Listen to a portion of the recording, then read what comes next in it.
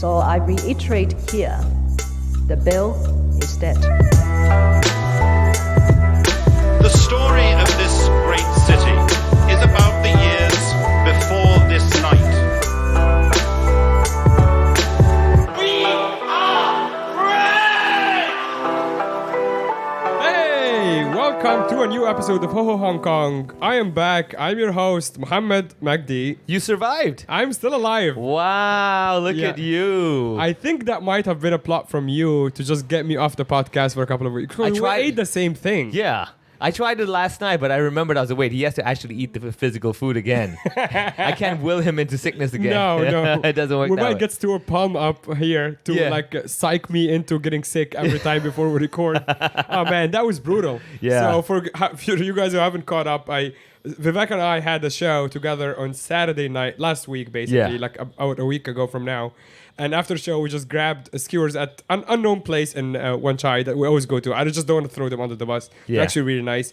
That we always go to after shows. And then I've had something different though. Like every time I ordered one thing, that night I decided to be a bit adventurous. Oh, and you tried that other new thing and bam, the that other gets new you. thing. Yeah, but you had the same thing. Yeah. And you're completely fine. I don't know. I maybe my body's in denial. Maybe I actually did get sick, but I was like, I can power through it. Yeah. I'm reading the different books or something. You know, like one of those like You affirmation just watch books. like Tony Robbins or Yeah, something. exactly. He's like, you're not sick. I'm not sick.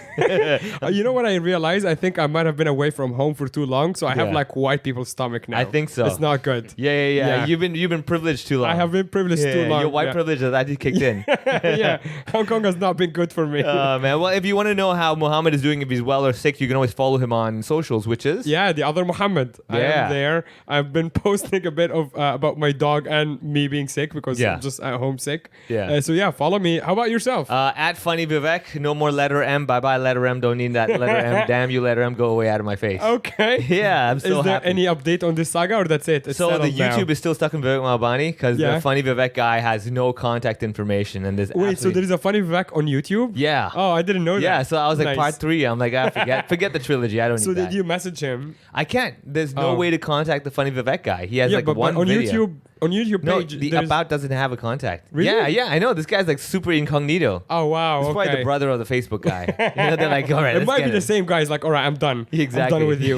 Wait till he deletes the page. Actually, I have a bit of an announcement to celebrate me not dying of food poisoning. Yeah. Actually, no, this is for the listeners of the podcast. We've talked about this for a while, and for just as a bit of an appreciation to everyone who's been going through this journey with us, we have a promo code for the backstage shows. So basically, if you're buying any ticket for any of the backstage shows from now until January 29th, basically all the shows through December and January, you can use the promo code HOHOHK21 and get 15% off on all the advanced tickets. So basically, if you haven't come to backstage shows for a while, just buy a ticket for you and your date or your enemy, and use HOHOHK21, and you get 15% off all the way through December and January. Nice. Actually, I also have a promo code. What you do, you go to the website show.funnyvivek.com. Nice. And then the promo code is where you have to enter your credit card number. You write your credit card number, right? That's your promo code. And then just press submit. It's not a good.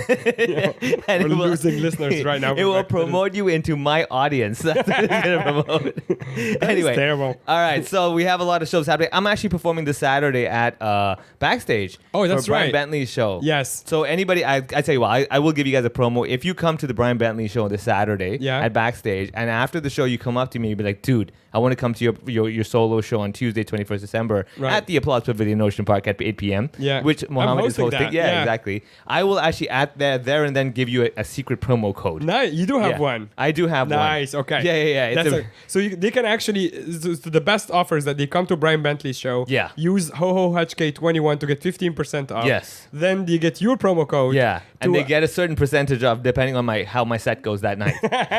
So they're getting no percentage. Okay. They're gonna pay extra. Exactly. All right. Anyway, so Let's get to our guest. Very exciting today. We have Justin Lim. Justin, how are you doing, buddy?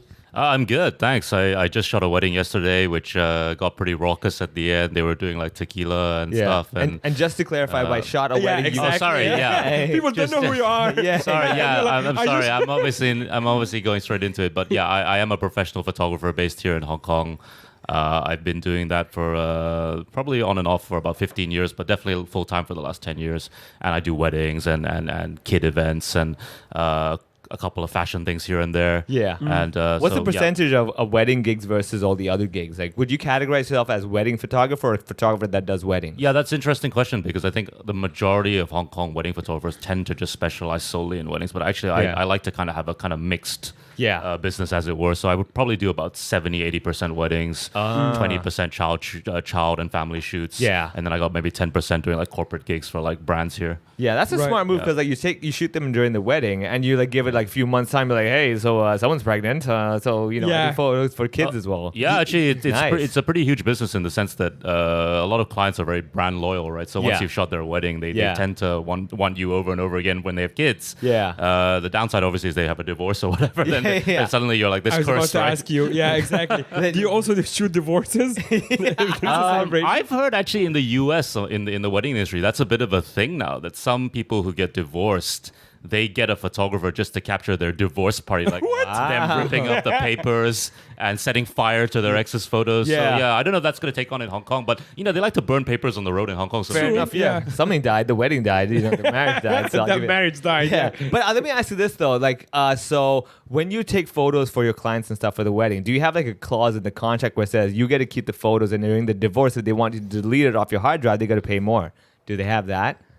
No, but maybe that's something I should put in. I'm telling you, man, this Indian businessman's, gears are turning. Yeah, I mean, I never thought about it that way. Actually, I mean, I think the other thing about getting a bit more serious here, I think I've had obviously like by law of averages, I've had clients who have been divorced.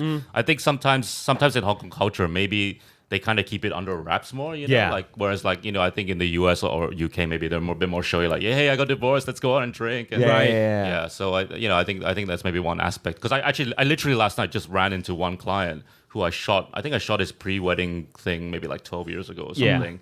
And I suspected he was divorced for a while. And then like clearly last night I saw another woman with him. So basically straight out I said to him like, so you're not obviously with that girl anymore? And he's like, yeah. I mean, maybe he was. That's a weird question. Yeah, well, that's another story. We have a couple funny stories. We have a different arrangement now. Yeah, exactly. Like but no, he confirmed that, the most important thing, did you give him his card? Like, so when you marry this one, just contact me. Do you have an offer or second? 50% discount? Well, I'll tell you another funny story, which is obviously no names mentioned, but I shot a wedding for a divorce lawyer last year. So as in her own wedding. Right? Yeah. Right. And then suddenly after I shot that wedding, I started getting like 4 or 5 offers to shoot weddings of, shall we say, slightly older women. And then I figured it out. All these women were her clients who were like on their second or third weddings. Oh, look at you. And she had referred me to them, right? Yeah. So I was like, great, this is great. Because, by the time they get to their second or third wedding, they're a bit jaded. So a lot of them were just saying to me like, and they've also had everybody's half of their shit. Yeah. So they have a lot of money. Yeah. So these women were saying to me, just shoot what you want. We don't really care. Yeah. Like we've been married like 2-3 times already. So just do what you want. Yeah, like whatever, man. That's a good business. It was a good business. Yeah. So I have to thank that lawyer. She was very kind to like give me her clientele. Yeah. Actually, are there any famous famous people's weddings that you can talk about? Like,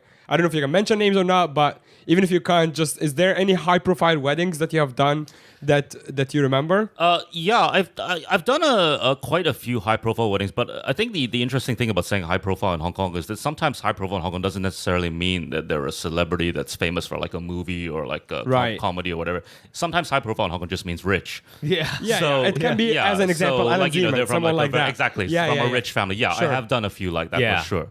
And I think it's very interesting in the sense that a lot of the rich clients in Hong Kong, some of them are super nice people. You wouldn't have thought so, but yeah, you also get the stereotype that some of them can be really difficult. Yeah, I mean, we all know the bridezilla stereotype in weddings, right? And that does happen here. I'm sure. Yeah. And again, crazy rich Asians, all those stereotypes. But yeah, I mean, for sure, there are stories like that are very, very prevalent in Hong Kong, right? Yeah. Wow. Do you get to take photos, especially at weddings, where you have taken the photo and then they're like, "Oh no, you shouldn't have shot that. Like, no one should see this." Yeah. So I mean, again, it's very difficult to not obviously I won't name names, but again, coming back to the whole divorce thing, I remember I shot a wedding in Soho maybe about 5 or 6 years ago, and it was for an expat couple. Yeah. And so she was super stylish, amazing dress. The husband too, he was a really cool guy. So I thought, this is a good gig because all the photos I'm getting are popping off. They get to the after party in Elgin Street or Peel somewhere.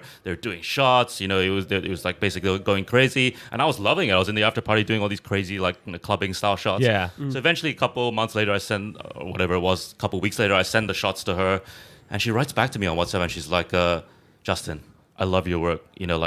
I love 499 out of the 500 shots." I was like, "Oh, which is the one shot you didn't like?"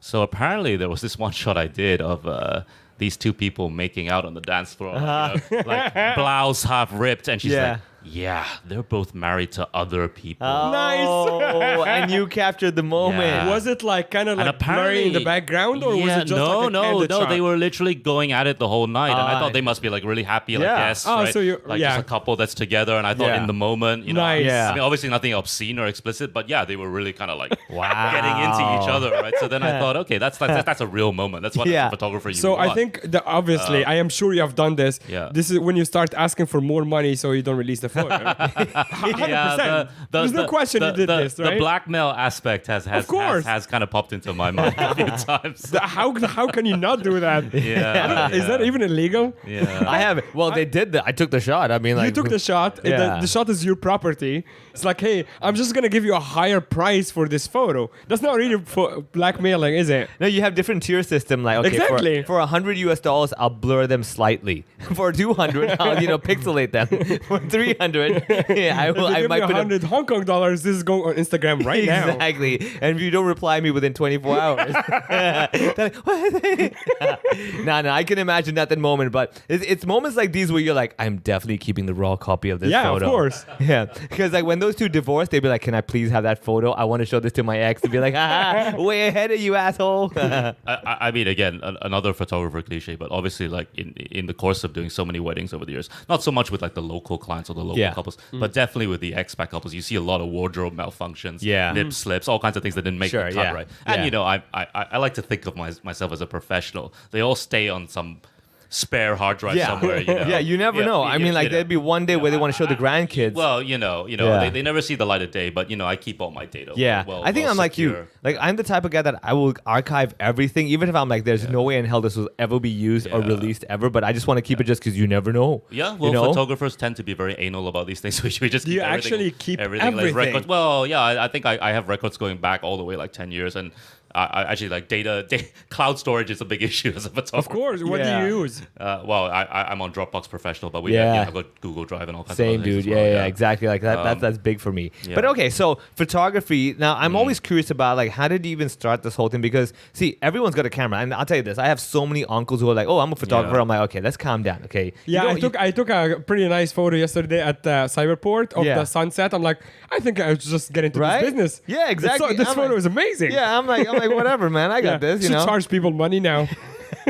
So first of all, like photography, was it always a passion, or you just fell into it, or just one day you were like, oh, what is this machine I can press on? Yeah, it's one of those funny stories. Actually, I'm kind of like a Hong Kong auntie, public enemy number one, because I had my corporate career. I was a lawyer, right? And not a very good lawyer, but it's lawyer actually still. It seems to be a pretty common thread in our podcast. Yeah. We have a lot of guests who were into something and completely just switched gears and got into something different. Yeah. But I think I was an unlikely lawyer in the sense that although my father was a lawyer, my mother is very creative, so that's probably where that comes from, because my mother is very artistic. Yeah. And she used to design jewelry and paint, and she brought me up doing those things. Yeah. So I went to law school because I had the grades, but even within the first week of law school, I'm like, this is not really for me. Yeah. So even when I was a teenager, I was already dabbling a bit with photography. You would never think at that stage it's a profession, right? Yeah. It's just one of those things that this is like a joke. And so like even now, I've been a professional for like 15 years or whatever.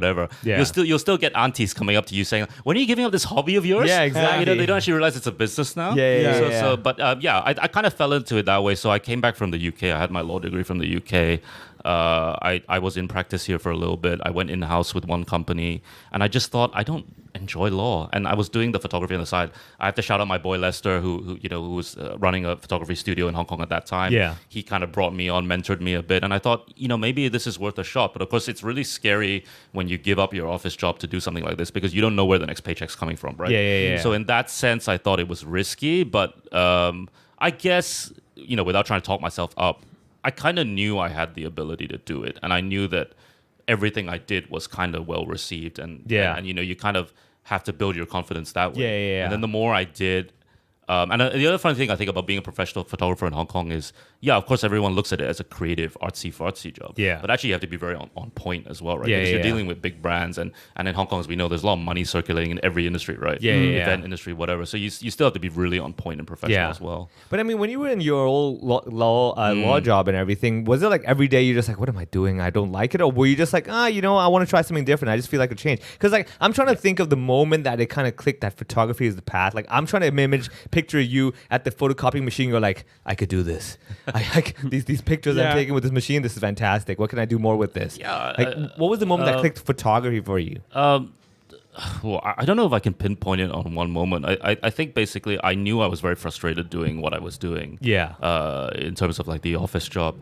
I had come to a point where I knew I wanted to do something else. I didn't know whether it was going to be photography. Okay. So actually what happened was I quit my job first, which is, almost suicide anyway. Every auntie is Then like... I spent 2 months sitting there doing nothing, thinking, what am I going to do in my life? I was applying for all these roles and stuff. And then I thought, I have a photography portfolio, and like I said, I'd been lucky enough to already do some gigs, and I'd done shoots for like brands like Isola, Key Club, so I knew there was something there. I just didn't know whether it was something I could transfer into a talent. And then the other thing was, this is kind of like pre-Instagram days, so we're talking about like 2003, 2004. I was on those kind of photo sharing sites like Flickr. And I was actually gaining momentum. So Flickr, in those days, I had in those days I had like 8,000 followers, which today sounds like nothing, right? But in those days, wow, you have 8,000 followers. Right? The internet had like 9,000 users only. So I knew that somehow there was traction. I just didn't know whether it could parlay into like some professional career. And it still sounds weird to even call it a career, right? Yeah, true. And I'm still 15 years down the line now. Yeah, right? well, I mean, photography, comedian, people are still like, so wait, hold on a second. People actually pay for this? I could do that. And I think this is the parallel we always have, is that these sorts of careers, everyone seems to be able to do it, but not everybody is able to make a career out of it. And that's the challenge I'm always curious about, like at what point and what were the stepping stones? Like, for example, with comedy, it's no longer like, I just gotta be funny. There's more to the business than just being funny. I'm sure in photography, it's like, you can take the great photos, but that's not part of the business. The business is like dealing with the client, scheduling, time management, explain to the client, okay, this is how it works. You cannot Photoshop your wife's face with, Cindy Crawford. It doesn't work that way. So, like, I mean, you can. It just you can, but not for this brand. I had a request like that once, but I'll tell you about that later. Oh man, he's like in my wedding, like, so just help me out, like, give me one photo, just one photo. Can you make my wife less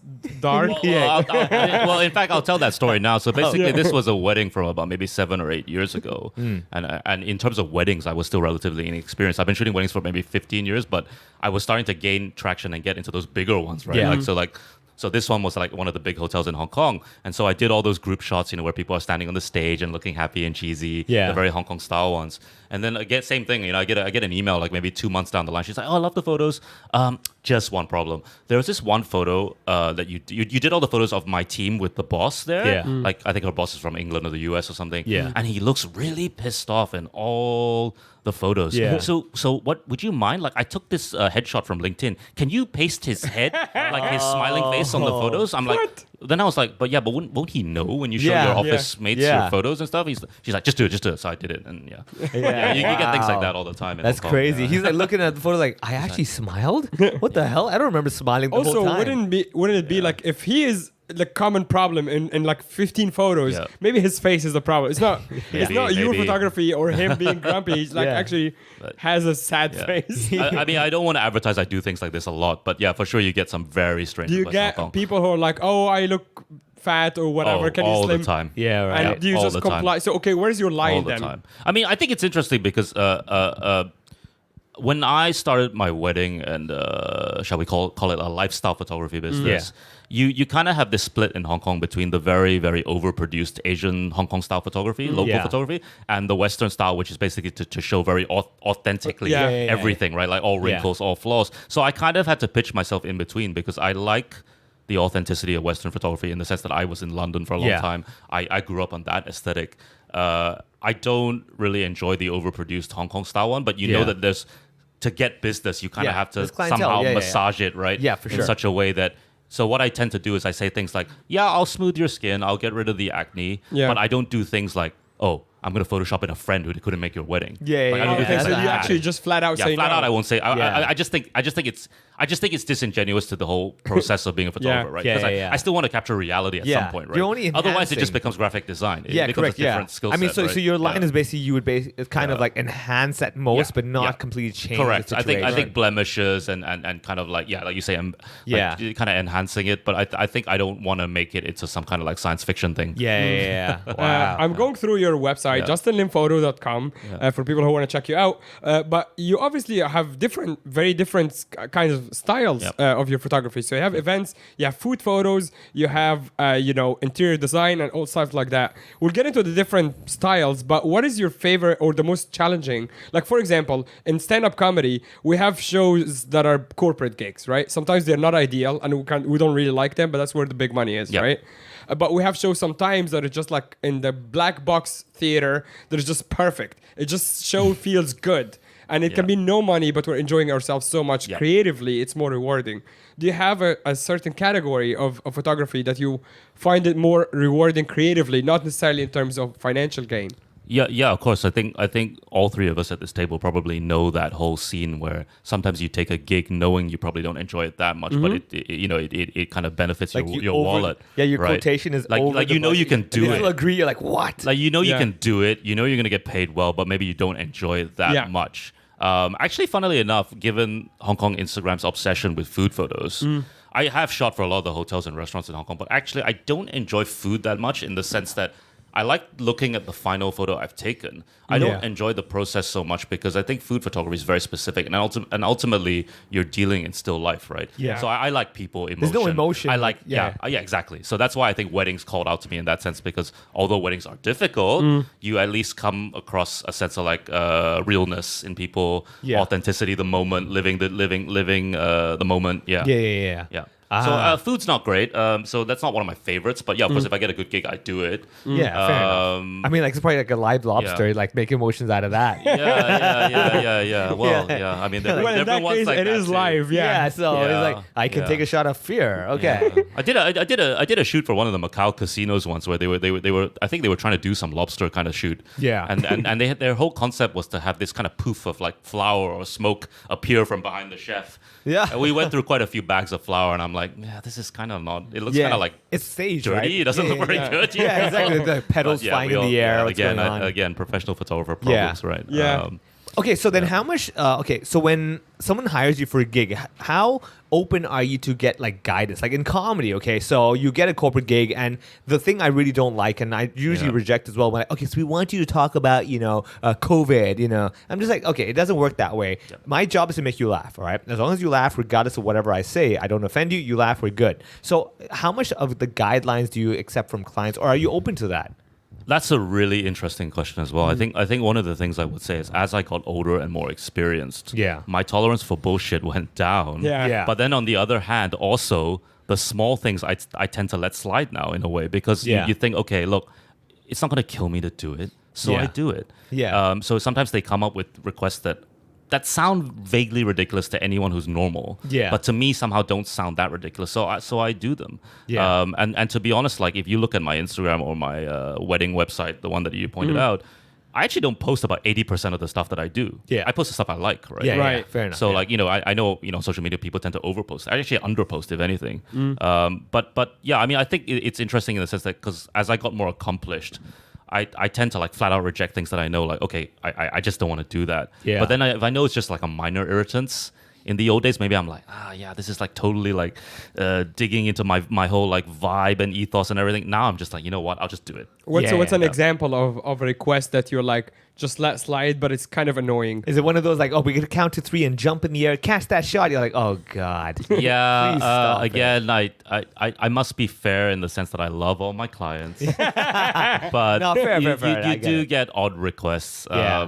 Like sometimes at the weddings they just want some specific things, like okay, we went on this trip in like 10 years ago to Toronto, and we saved all these I don't know what, like Coins in a souvenir jar. coins and Yeah. or ticket stubs and stuff, Yeah. and we want you to do a shot somehow incorporating all of that into like the Yeah. wedding. Yeah. So you get things like that. But actually, I find that kind of nostalgic in a cheesy Yeah. way, right? And again, look, I'm a businessman as well as a photographer, so I think like you just kind of have to know how to massage it in a way that on the one hand your whole profile doesn't come across as too cheesy. Yeah, Because yeah. I like to think of myself as some kind of artiste at the end of the Yeah, day. yeah. But at the same time, again, I'm a very tolerant person. I think whatever makes people happy at the end of the day is Yeah. what gets you over the line, right? Right. So it's I think in our business, you kind of don't want to piss off the clients too much, because at the end of the day, I think I'm in the business of making people happy. What's Yeah. a message that you would say to a future client? Like, please don't ask me this.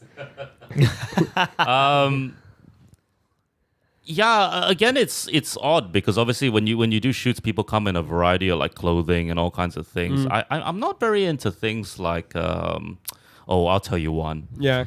I got somehow introduced to someone who wanted to do an underwater pregnancy shoot.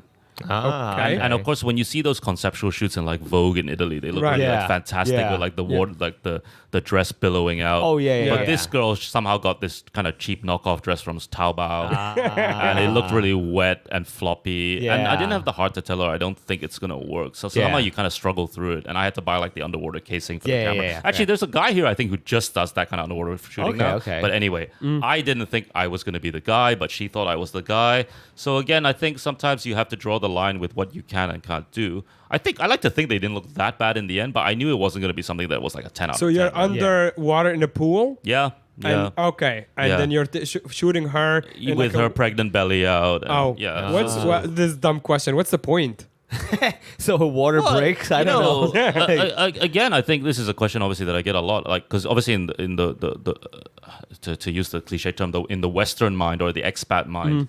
Like they want photos that are very authentic. Like you Yeah. capture us on the day. We don't like this kind of stage stuff. Yeah. But we Yeah. all know in Hong Kong what a massive market the whole pre-wedding stage Yeah. photography is, right? He's holding her and then at- I think over the years it just gets crazier and crazier and crazier, right? Because Yeah. everyone's always got an idea. So come back to your question about weird requests. Yeah, you literally get people who want you to emulate something they saw in a movie. Yeah. I mean, sometimes you get the really artsy ones. I remember one couple asked me to do something Wong Kar Wai like. Wow, okay, that's yeah. gorgeous, right? That can be gorgeous if they're Yeah. wearing like the traditional dress Yeah. and in a The very kind of Trans-Salmon retro yeah. environment. But then you get really odd ones as well, right? That just don't Yeah. look like anything or should be anything, but yet somehow someone thinks, yeah, that's Yeah. that's what Actually, I want. Yeah. That's what That I gets me want. to my next point because Yeah. I live in Saigon and Yeah. close to my place there is the temple on Hollywood Road.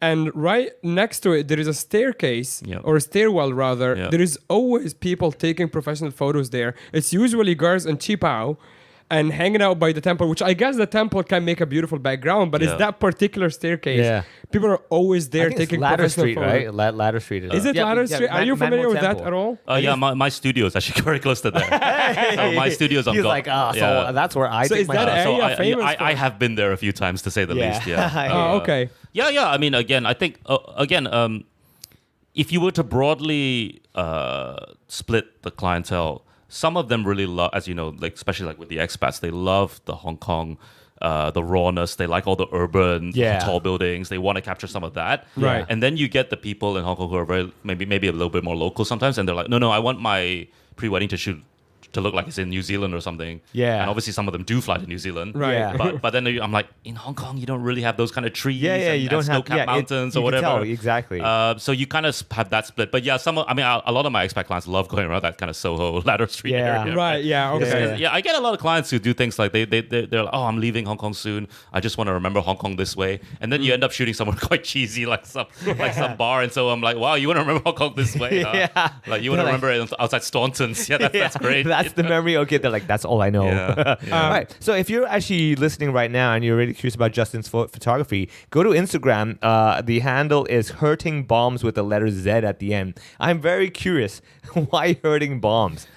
Because I know, like, as comedians, when we bomb on stage, it hurts, but I don't get what's going to do with photographers. Okay, so this is kind of a stupid story because basically it was my old gamer name from like 20 years ago or something. What was the game? What was the game? When I mean, actually, I don't play that many violent games, funny enough. I play a lot of FIFA and stuff like that, right? So your name on FIFA was hurting bombs? Yeah, but there's a more technical explanation, but I'll save it. But anyway, so I had this name, and then a lot of people think this story is bullshit, but actually it's completely true. So what happened was I installed Instagram whenever it was 10, 11, 12 years ago. Yeah. So I used the same social media profile. I used like Hurting Bombs as the name. Yeah. Because a lot of people always ask me, why isn't something more professional like Justin Lim Photography? So, and then I was lucky enough that as I got traction, I was getting more and more followers through my personal work. Yeah. Instagram actually called out to me. So they were like, hey, dude, we want to feature you in one of our blog posts, which is why I got followers very rapidly at that point. And we also want to like in the old days when you installed the app, they would be like, oh, people you can follow. Yeah. And I was one of those people you could follow when you installed the app. But then I signed this whole waiver and disclaimer with their legal team. And being a lawyer, I tend to be quite abiding, shall we say. So one of the terms was you can't change your name. Wow. You stay on Instagram, you can't change your name. Really? So even when I became like this whole wedding... Yeah, I have to keep it. I'm sure now they wouldn't say anything, right? Yeah, I'm sure by now they're like 10 years ago. Also, they haven't even verified you. They should at least verify you. Well, yeah, I'm not even verified, funny enough. But anyway, yeah. So that was what happened. So when I eventually when I became quite known for weddings and stuff, and I do have a secondary wedding account. But anyway, I just kept my name because I was like, you know what, it is what it is. It's my name. Right? Well, you need to definitely right now go to Instagram.com/hurtingbombs with the letter Z at the end. Yeah, we will link it in the description as well. To see the ultimate OG. There seemed to be too kind. There seemed to be a bit of a trend in the photography world of people going back to film. Yes, it's a pretty big deal. I mean, I'm not in that word, but I follow it. Like I'm a fan basically, and it seems like a lot of the people that I follow closely, it seems like they like film now. Yeah. And so is that just some sort of a trend that is gonna go away eventually? I think it's great because when I first came back to Hong Kong, I think from London, I think it was about 2003. I was shooting film still, and I'm actually I'm probably like the last generation of professional photographer who did train on film before it completely became digital. So actually I feel very privileged by that because my timing was good. Like when do you develop it at home? I used to in the UK, not anymore. It's too restricting in Hong Kong. Oh, okay. So slow down because I'm very interested in this. From watching movies and stuff. Is it like you hang it like laundry in like a dark room? It never looks as glamorous as when you see it in The Crown or James Bond or whatever. Every now and then in your film there's a one shot of a dead body. Like, how did I take that shot? So what's going on? But yeah, anyway, when I came back to Hong Kong in around 2003, I think at that point film was starting to die a bit because you were starting to get the first digital bodies. And so actually I was part of a kind of unofficial social media group called the Hong Kong Analog Photography Group. And we would go out on photo walks and we would hang out with people, which in those days was quite a small group of people who just wanted to keep film alive.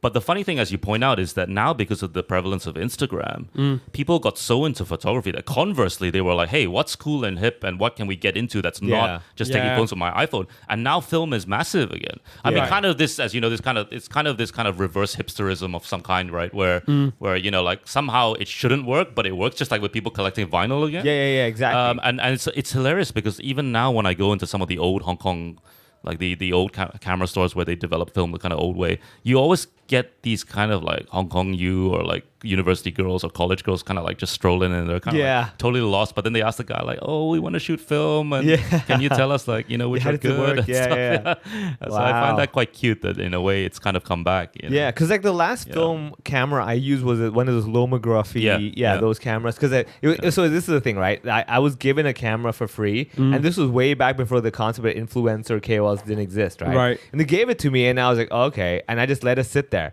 And after like a month, I'm like, so you're going to use it? I'm like, oh, I'm sorry. What do I have to do with it? Like take photos, dude. And then I'm like, oh, so I open it up and I'm like, oh, it's a film thing? I'm like, wait a second. So I got to develop it myself? They're like, yeah. I'm like, wait, you got me there. But it was quite interesting because the mentality is different. So with digital photography, we always have the free flow of like, whatever, take the shot first, who cares later on. But with film, is always that discipline. And I've been reading books as well where some of the best photographers, like one of my old web clients called Basil Powell, he used to do a lot of photography for Michael Palin. Yeah, I remember about that. Right, Basil, I have like all his photo books and everything he publishes because like I know the guy and I'm just like in awe. I'm like, this is all film? How the hell did you get these shots? And I'm just curious, like when you take the photo, do you enjoy film photography more or digital photography? Just from the concept of like, this is it, this is the shot. Oh, I mean, I have to say, like, again, thank you for shouting out my Instagram. I mean, there's probably like a mixture of film and digital on it. But I mean, definitely, obviously, as you know, on the professional level, I'm always shooting digital for clients. So what I found so nice was a couple of years ago when I was maybe a bit under stress and under pressure to be able to dip back into film. And you're right, the process is very different because nowadays, the way we shoot these weddings and events in Hong Kong, you're firing off like just 30 frames a second, whatever. Right? Yeah, exactly. Yeah. Like you're just like bang, bang, bang, bang, bang, like machine gun fire, just to make sure you don't miss like the anything that at the wedding moment, or whatever. And you go back and you got like these 10, 12,000 raw files and you got to sort through them and stuff. And I think you're right. Photography in film, limiting in the sense of like not being able to do quantity, but it really focuses your mind on composition and all those kind of things. And I loved kind of just going back into it the last few years. And, you know, okay, if you're into Instagram for the likes and stuff, maybe you think, film, well, that's not going to be good. You know, it's not going to be like somehow sexy or whatever. But in a strange way, because like you say, Hong Kong people are so interested in shooting Hong Kong on film again. I think like even in terms of like social media engagement, like you post film photos, they do great now. Yeah, I saw a bit. I think there is a hashtag film is not dead. It's quite big. Okay, so do you find it particularly do you have clients who ask you for film photos? Yeah. So the thing is, I actually only shoot film for myself because I keep that to myself. But yes, I actually have had clients say, "Would you come to my wedding and shoot it on film?" And I actually have to say to them, "Look, to be honest, I don't think your 90-year-old grandma is going to appreciate it when I'm loading film and we're trying to do the stage photos in the Hong Kong. Right. Away. Like, or that doesn't work in that have context, like red eyes or whatever. Yeah. And you know, I don't think not to say the film's unpredictable, but I don't think it presents itself as a business opportunity in that sense. But yeah, of course, sure. I would shoot film like on a commission basis if someone was saying like, we just want to do something like really creative as a couple and just something more artsy. Yeah, then I think in that context it works. I don't think it works in the event context very well. Because the events is all about capturing 1,000 moments and figuring out which one's the right one. And in a strange way, I remember one agent for like a European brand said this to me once. Like he thought of me in the Hong Kong photography world as a fixer in the sense that he had used a lot of different photographers in Hong Kong, but he always thought to me like, wow, Justin's the one guy I can parachute in. We know he's a safe bet. He'll get what we need and he'll fix whatever the last guy didn't get, right? Yeah. So I actually felt I felt good about that. But the way you made it sound was like, wow, that really reduces photography to something like where it's like you're like this safe bet. You're like insurance, you know, like you're coming in and you're just kind of fixing what the last guy didn't do or whatever. And but film definitely doesn't appeal to that aesthetic, as it were. No, like what I'm always curious about with any sort of creative industry is that you've got the amateurs, you got the semi-professional, and you got the professionals, right? And you've always got the person in between who's not a professional but kind of thinks they're pro enough, like they've done enough with like, oh, I know the terms, I know the jargon. Do you ever get people coming up to you and telling you, all right, dude, so I suggest you use the 15mm lens and I would put ISO 800. You're like, dude, what? Like, what are you talking to me about this? And how often do you get that? And does it annoy you? Like, as a comedian, I have no problem with people coming up to me like, oh, here's a bit for you can use, right? I'm like, you can tell it to me. I will never use it. But do you get that? So as comedians, you're probably well versed with the idea of hecklers. I think with photographers, we have this concept called Uncle Toms, who are people who come up to you. Not Uncle Toms. Uncle Toms is the racist thing, right? So I might be wrong about that. I have no idea. Anyway, there's I'm too brown. Sorry. Sorry if I misspoke. But anyway, there's an Uncle something, right? And it's basically denotes like a boomer. The guy who thinks kind of guy. he's got suggestions. So you do get that a lot because I remember recently, it's one thing you must do as a Hong Kong professional photographer. You also try and keep your calm at events where people make remarks to you. Yeah. So recently I did a wedding and there was this kind of old guy. He was kind of drunk and he was going around with his iPhone, like taking a zillion photos. And he kept saying like out loud to all the guests, like, I don't know why they hired a professional photographer. Like, I'm taking way better photos than this guy. And my iPhone's like a way more megapixels than his camera. Amen to that, dude. And we all know those guys. And he was like really drunk and right in my face. And he kept saying it to me. And you know, at that moment, you're like, that's at the point where I'm almost like tempted to say something back. Dude, right. It's like, but because you're in front of the wedding couple, you have to be really polite to their guests and stuff. Home court advantage, so you do get those things that are slightly triggering sometimes. Yeah.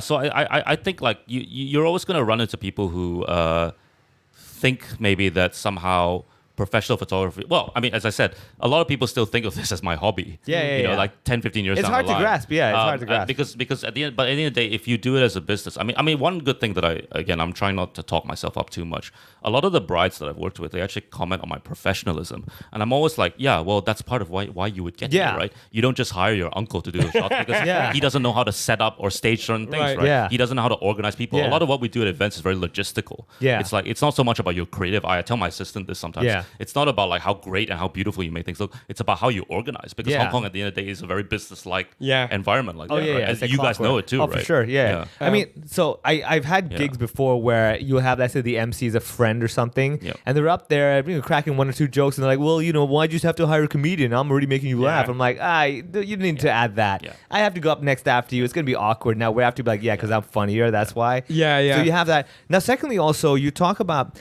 the logistics and everything. This is a side that a lot of people don't realize with any sort of creative art form, where you've got to not only do your job, get the shot, like comedians, we're actually reading the room. You got to feel it out. And I'm sure with photography, you've got to kind of guide the people to maybe do something. Like, I'm sure at local scenes you see it all the time. Like, for example, in gigs I get, if it's like a very typically Chinese company, everyone's super timid. They're like, oh, we're not laughing until the boss laughs, right? We're not moving until the boss moves, right? And you have to let people know, hey, relax, be yourself. No one's judging you at the moment. Do you have a lot of that where you are finding that you are spending more time now trying to guide your clients rather than actually even capture the shot? Like, I'll get the shot. I need you to be in the moment. Yeah. Again, because when you're working, say, in the wedding or event photography business in Hong Kong, I would say there are, broadly speaking, there are going to be like 2 or 3 different types of clients. One type of client is kind of like very, very, and again, I don't want to stereotype, but a lot of the local clients, for example, they're super organized. Yeah. They have everything planned with their Excel sheet in like 5-minute blocks. Full on, you have to stand right there and take the shot exactly like that. Now, that can be frustrating from your creative sense of mind. But at least okay, that's what I need to do. To get over you the satisfy line, them easily. I'm fine. That's what they want. It's not going to speak to my creative soul. But at least I know, okay, I'm going to get everything within that 12 hours, right? Correct. Of that event. Then there are the types of couples who say things to you like, oh, Justin, we love your fly on the wall photography. Just do you. You do you. You go there and shoot whatever you want. And I'm like, you know what? You say that. But when we come to the thing, I'm going to have to stage a couple things for you. Because not everything in life is purely candid, right? Right. At the end of the day, you're gonna have some like auntie or uncle ask you, why didn't you get that photo? Like, of you guys standing under that arch or whatever, right? Or that uncle's got it on his iPhone. He's like, you didn't get this one. It is an interesting point, because I think as certainly in weddings, but even in general events in Hong Kong, when I do stuff for like the consulates, the fashion brands, whatever, there is a lot of organizing. And I'll tell you another funny thing about Hong Kong. Despite being an Asian country, and as an Asian country, or an Asian city, I should say. Province. Self-doxing there. Hold on a second. A city that is so obsessed with like selfies and taking photos on their phone and everything. Hong Kong people are remarkably bad at looking at the camera when you tell them to look at the camera. Dude. So when you'll be at a wedding and you'll say, okay, auntie, uncle, 大家望我, like everyone look at me, right? And their eyes are going left, right, down. Like, is it because they're shy? Or No, it's just the concept. I think because they're not seeing themselves in your lens. You need like an actual prompter in front so of you. they're all lined up and everything, but somehow their eyes go everywhere, or they're blinking, or they're sitting in the wrong place. So a lot of it is about organizing people, for sure. I think that's generally also the mindset over here, where they don't realize that your eyes make the contact, and which one you want to look into the lens so we guys see you as a person. So a lot of times, like when you took the picture of me, it's like, yes, but your eyes are where we connect as humans. Do you not understand that? Like when you talk to me, we look each other in the eye.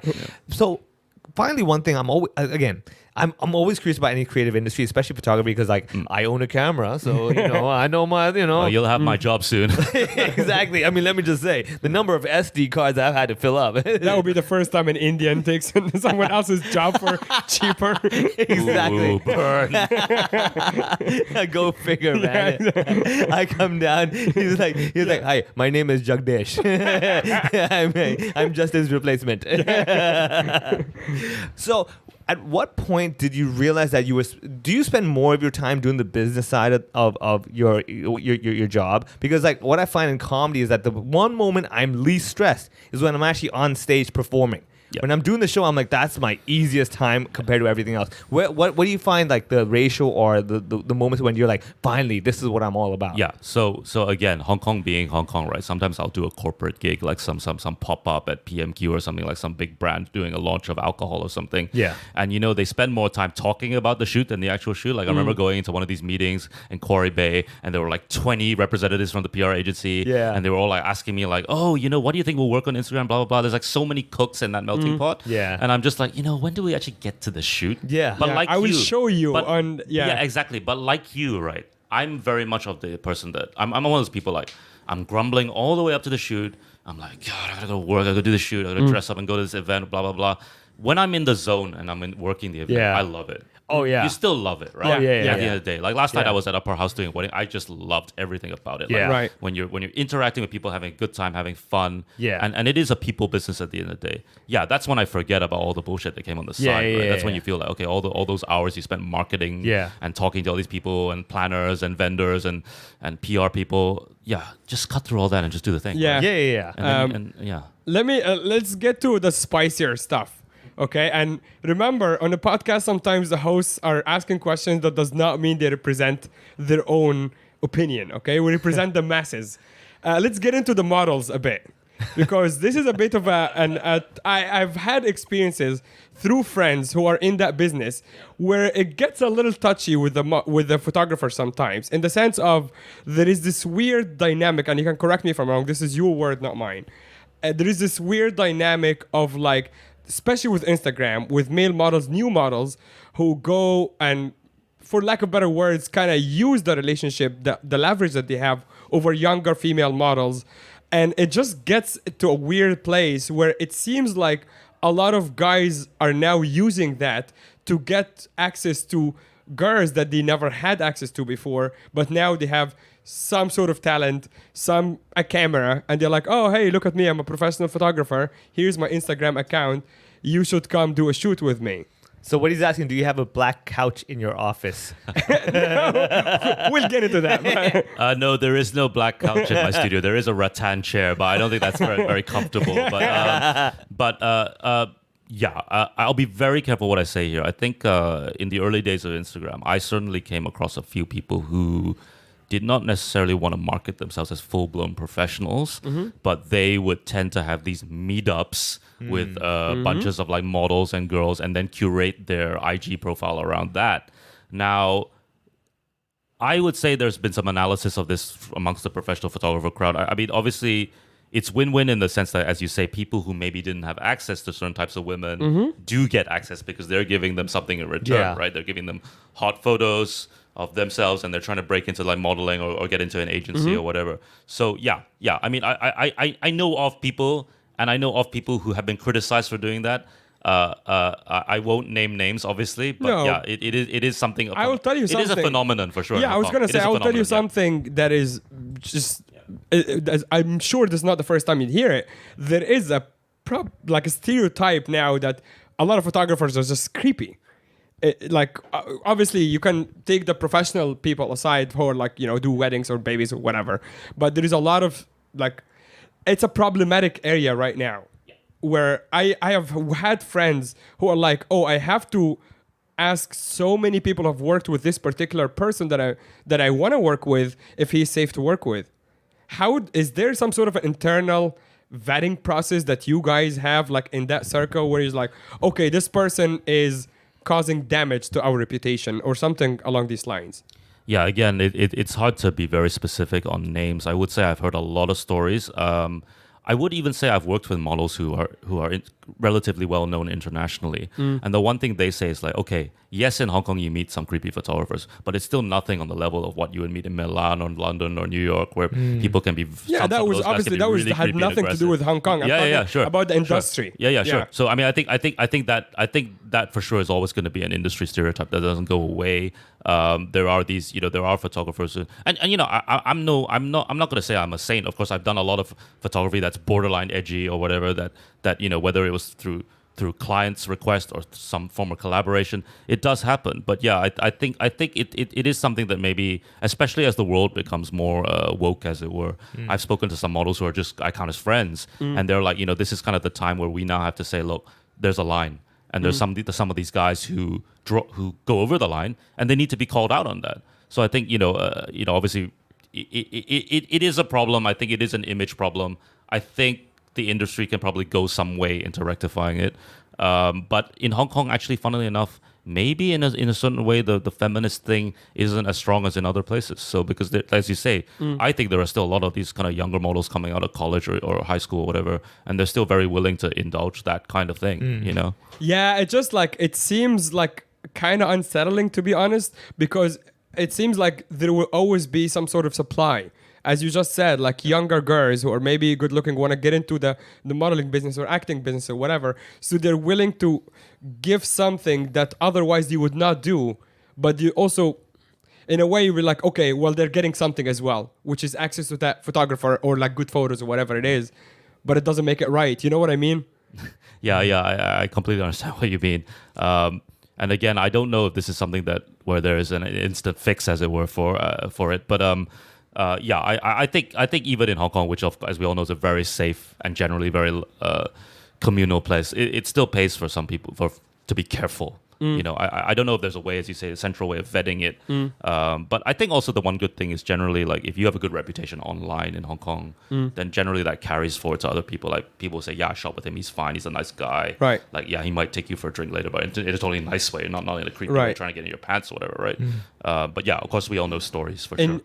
And back to your experience, you have also said that you have done edgy photography in a way, or edgy shoots. Yeah. How did that come about, or how comfortable you were with that, working with them? Again, I try not to betray too many client confidences and stuff, but yeah, I have had some girls who would say things to me like, I'm turning 30 and I'm working in a boring corporate job. I'm an investment banker or a lawyer. I just want to do something really risque. Now, risque, of course, can come in many levels, right? It can come soft porn, hard porn. So I have done a couple of things that I wasn't prepared for, because maybe the sketch was, maybe the pitch was this shoot's going to be like this. And then I get there, I'm like, wow, this is quite obscene, or this is kind of over the top. But you're a professional, you do your job. And of course, all my friends would make fun of me. Haha, it's so great. You get look at free porn. I'm like, no, it doesn't work that way. I'm actually still doing a job. I'm not paid to be stimulated by this, But of course, friends take the piss all the time.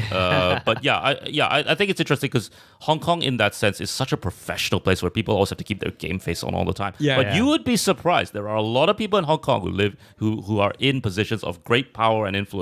They just want to sometimes just rock it out and do something really hot and sexy for themselves, Yeah, I can imagine. And so that's another interesting element of what I've done, actually. And again, I'll be very careful what I say here, but as we all know, in Hong Kong, there are all kinds of infidelities and things like that. I've had women request things like, look, I want to take hot pictures from my lover, but my husband can't know about this, and all kinds of things like that. So it does happen, and I think we all know. I won't sugarcoat it, right? Yeah. Wow. I mean, I guess that's what any sort of industry like this, where you are providing a personal service as well. So, I mean, comedy, you get similar stuff, but not to the point of they're like, okay, I want you to make me laugh, but I'll be naked. It's like, what? No, in a way, it makes comedy sound very lame right now. Yeah, exactly. To be honest with you. Yeah, they're like, I could never do what you do. I'm like, I wish I didn't have to do what I do. I wanna press a little further on the morality of the business, but we're also out of time, so we're gonna have to push that to the Patreon. Justin, thank you so much for coming on. I know we have been a little difficult towards the end, but you've been very patient with us. Can you plug your socials? How do people find you? Just tell our audience a little bit about your business. So obviously I have my official website, but I think the best way for anyone to connect with me is through my Instagram. As mentioned, it's Hurting Bombs with a Z on the end. I also have a wedding-specific Instagram, which is the Candid with a K. And also, if I may just also plug this, I recently sold out my first ever NFT series. Oh, nice! Wow! So that's through a company called Sloika, which I've been working with very closely. But I also have a second series now available on OpenSea. So if you go to OpenSea and search for Hong Kong Stories, you'll find my NFTs that haven't been sold yet. Yeah. You're also gonna find, if you go on Hurting Bums, it's mostly photos of like female models are very attractive. So that would be fun. I like to think of them as friends, but yeah. I mean, I didn't say anything that is untrue. I said they're female, they're models, and they're attractive. This is all true, isn't it? I sense jealousy. You don't tell any lies. I am very jealous. Can you not tell? Oh, definitely, man. I think we should get you two in the boudoir and do something. Maybe we save that for the Patreon part. Book you guys a suite in the Murray, and I'm 39. It's time to do something risque. You're 39? Yeah, dude. Dude, you look terrible. This is why I believe in Photoshop. Justin, thank you so much for coming on, man. Thanks, guys. It's been an honor and pleasure. Thank you. Cheers.